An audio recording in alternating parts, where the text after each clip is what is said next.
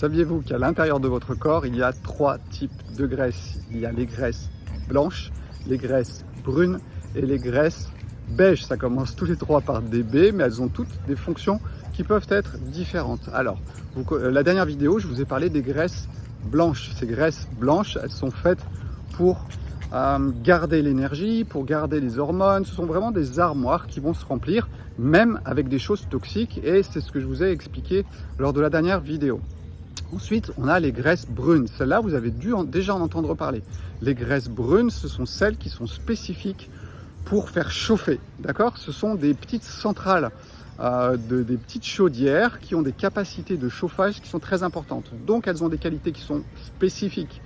Elles ont de la thermocinine. La thermocinine, c'est une protéine spécifique qui accélère les processus de combustion du glucose. Alors, ces graisses, elles sont spécifiques en fonction, bien évidemment, de votre climat. Si vous êtes africain ou si vous êtes finlandais, eh bien, il y en aura sûrement plus chez les Finlandais.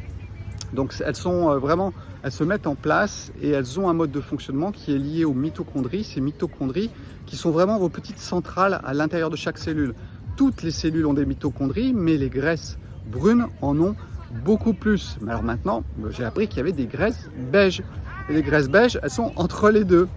Ce sont des graisses blanches qui se sont transformées dans des cadres de stimulation du froid pour augmenter les capacités du corps à donner plus d'énergie et plus de chaleur. Donc ce sont des graisses blanches qui se sont modifiées, qui ont eu accès à la codification de cette protéine qui va créer la combustion à l'intérieur de la cellule graisseuse, et elles sont vraiment stimulées par des périodes de froid.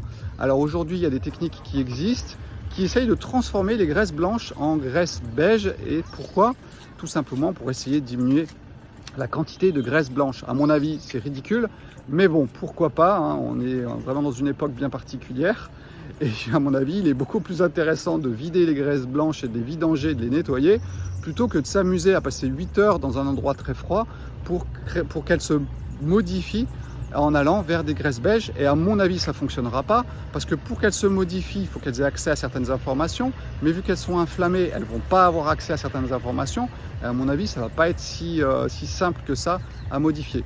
Donc voilà, vous voyez, il y a 3 types de graisses, chacune ayant des spécificités, et celle du milieu est tout simplement une adaptation au milieu, où il a fallu un petit peu plus de chaleur pour que les graisses blanches se transforment en graisse beige. Voilà, c'était important d'en parler, comme ça vous savez un petit peu plus sur ce qui se passe au niveau de votre petit tapis graisseux au niveau du ventre.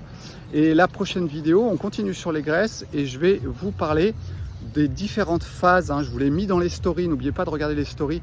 Je vous ai mis dans les stories les différentes phases des graisses, et comment elles évoluent, pas dans le bon sens, et avec l'inflammation, avec tout ça. Et je vais vraiment vous faire une vidéo aussi dessus pour que vous compreniez bien ce qui va se passer à l'intérieur de votre cellule graisseuse si elle s'encombre. Et puis à un moment, ça coince. Voilà, ciao.